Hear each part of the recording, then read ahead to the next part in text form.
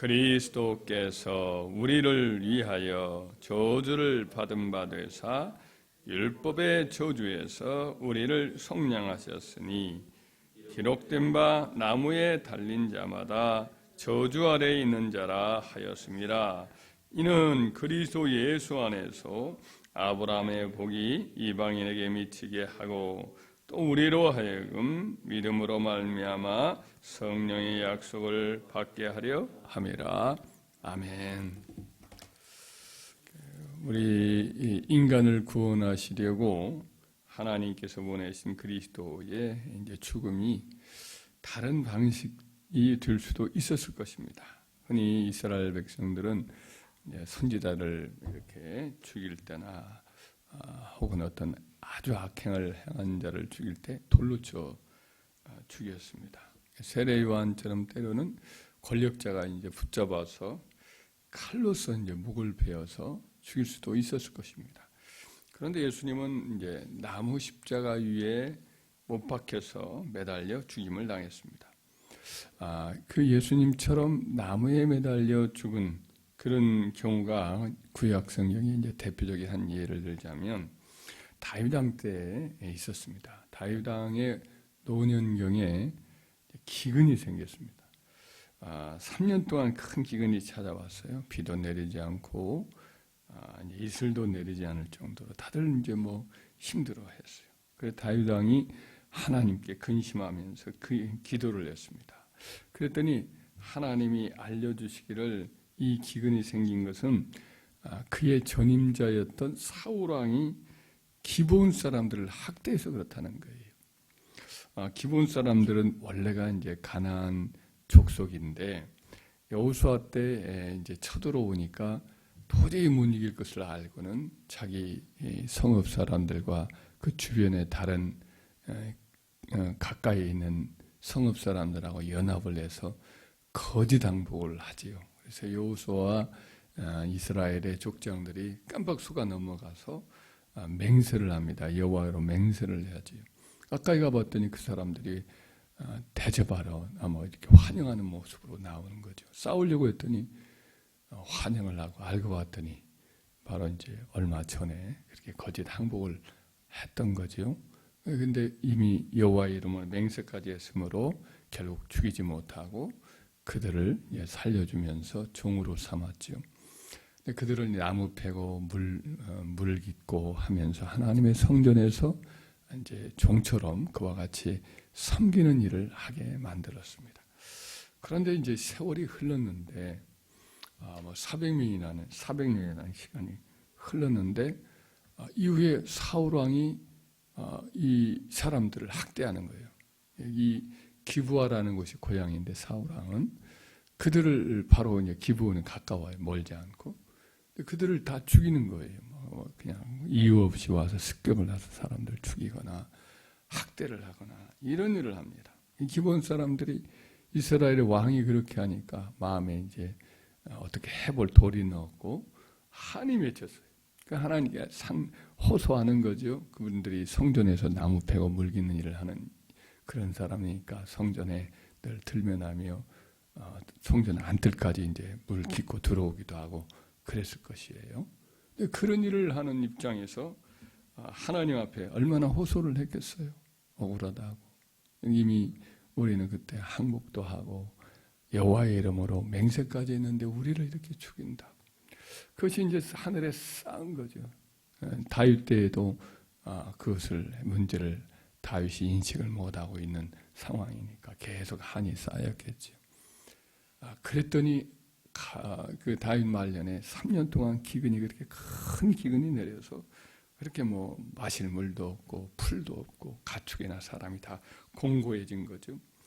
그래서 이제 하나님 이 다윗이 기브온 사람들에게 불러가지고 물었어요. 어떻게 하면 좋겠느냐? 은금으로 보상해 줄까? 그랬더니 은금으로 우리는 보상할 일이 아닙니다. 사울 집안에 속한 사람 7명을 우리에게 넘겨주십시오. 그러면 우리가 그의 고향, 사울의 고향 기브아에서 하나님 앞에 그들을 목매어 달겠습니다. 그래서 어쩔 수 없이 그들에게 그렇게 7명을 내어주는데 그때 이제 그 사울 집안에 사울의 첩 리스바의 두 아들, 그리고 원래 사울이 맨 처음에 주려고 했었던 그 첫 딸이 메랍이라는 딸인데, 그 딸이 5명의 아들들이 있는데 5명을 또 붙잡아서 넘겨줬어요. 7명을 그 기브온 사람들이 기브아의 그 산에 거기다가 목을 매달아서, 나무에서 매달아서 하나님 앞에 그렇게 죽였어요. 그랬더니 3년 반이나 넘도록 비가 내리지 않던 그 하늘에서 비가 내리고 이슬이 내리고 기근이 다 풀리게 된 거죠. 기브온 사람들에게 맺혔던 한이 이렇게 풀리니까 그렇게 이제 사울 손자들이 나무에 매달려서 이제 하나님의 징벌로 저주를 받아 죽게 되니까 그 한이 풀리면서 땅이 임했던 기근의 저주가 멈추게 된 거죠. 그래서 이것이 이제 구약의 말씀에, 신명기 말씀에도 이걸 인용하고 있는데, 이제 갈라디아서 말씀에도 인용하고 있는 것인데, 신명기 21장 20절 23절에 보면은 나무에 달린 자는 하나님께 저주를 받았습니다.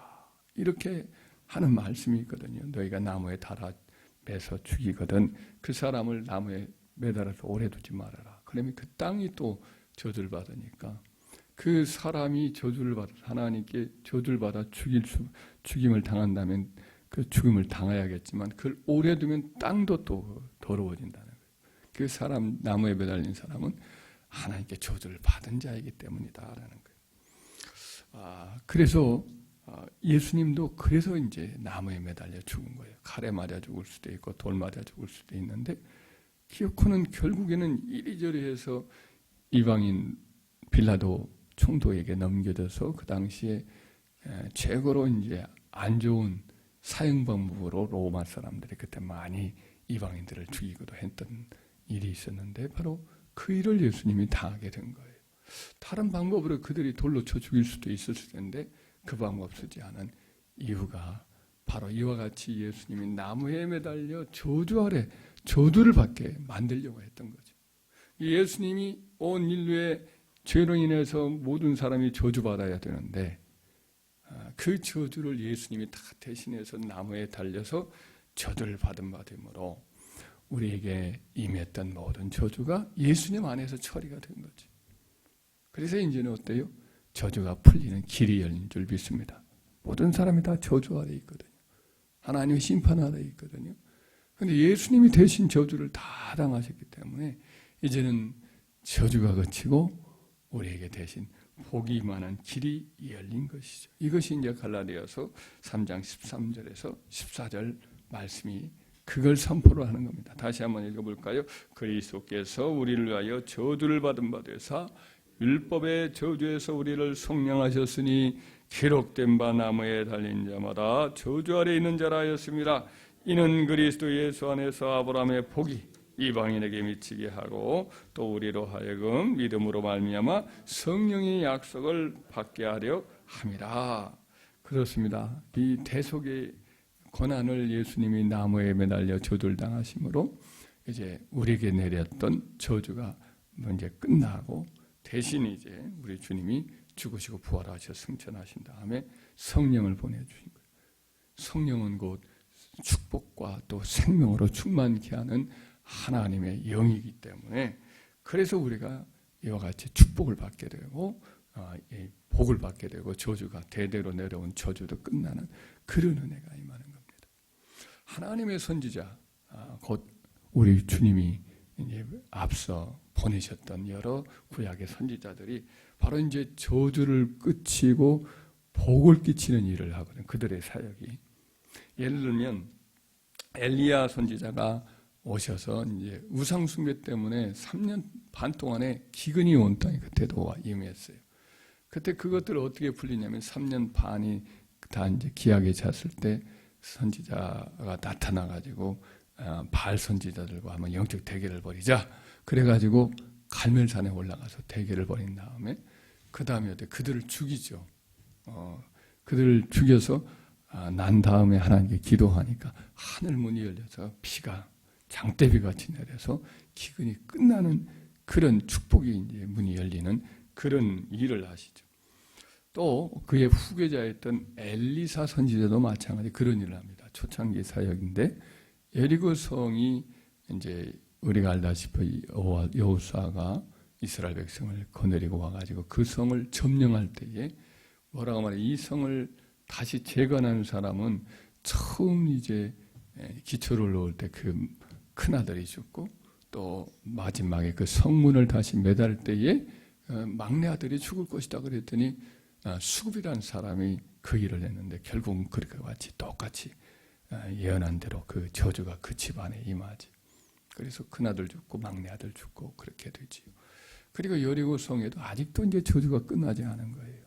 그래가지고 농사를 짓거나 하게 되면 과일이 그냥 다 익지 못하고 떨어져 버리고 곡식이 제대로 여물지 않고 이와 같이 떨어지는 그런 일이 있었어요.